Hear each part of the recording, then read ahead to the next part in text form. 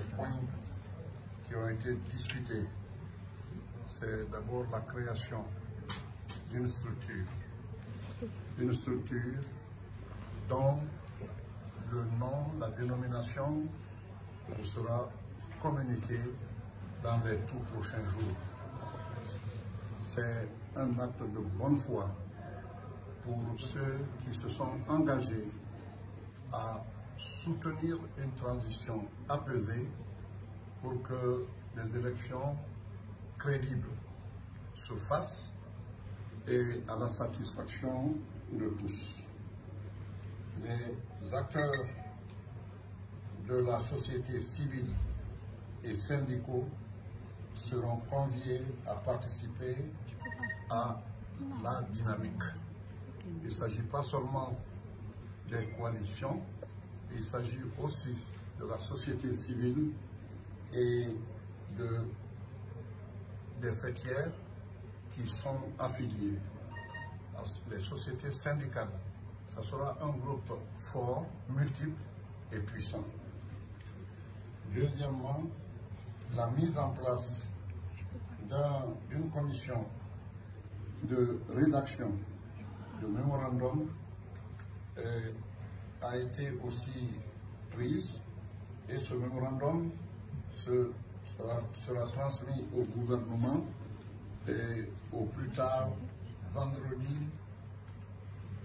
11, 8e mois 2023.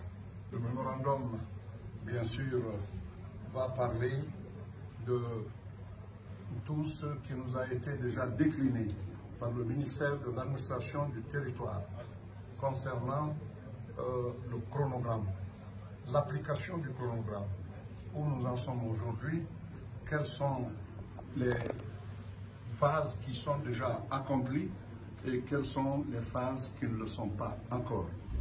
Il faut que ce groupe apporte sa pensée pour qu'on aille bien à bord et qu'en temps requis, nous soyons à même de répondre aux désirs du peuple.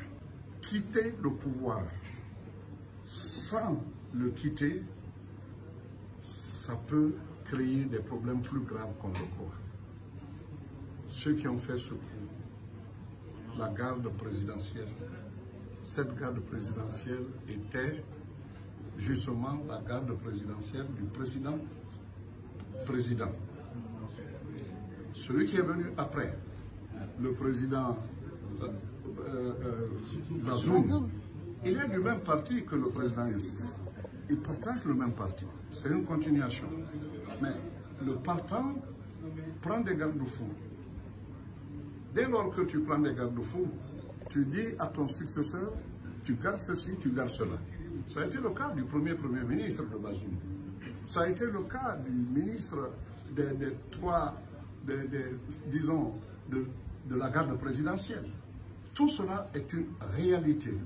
Maintenant qu'il y a eu des anicroches entre la garde présidentielle et le président Bazoum, une fois, deux fois, trois fois, ils voulaient s'en débarrasser, ça n'a pas marché, parce qu'il y avait comme une sorte d'épée de Damoclès, et ceux qui allaient s'en dire, c'était à qui tirerait le premier.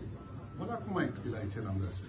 Mais pourquoi diantre l'armée a rejoint très rapidement, n'est-ce pas, le coup d'État? Analysons un peu cela. Analysons cela, et quand on analyse ça, on verra encore des profondeurs de cette crise. Quant à la CEDEAO, soyez sûrs que les méthodes sont rodées là-bas, étaient rodées, disons. Mais, il fallait d'abord que la CEDEAO n'emploie pas le mot usage de la force dès le début. C'est une trame.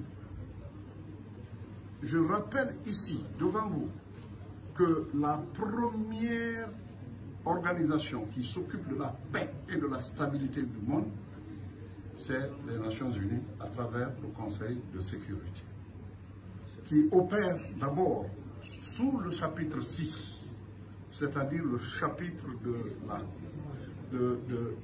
la diplomatie.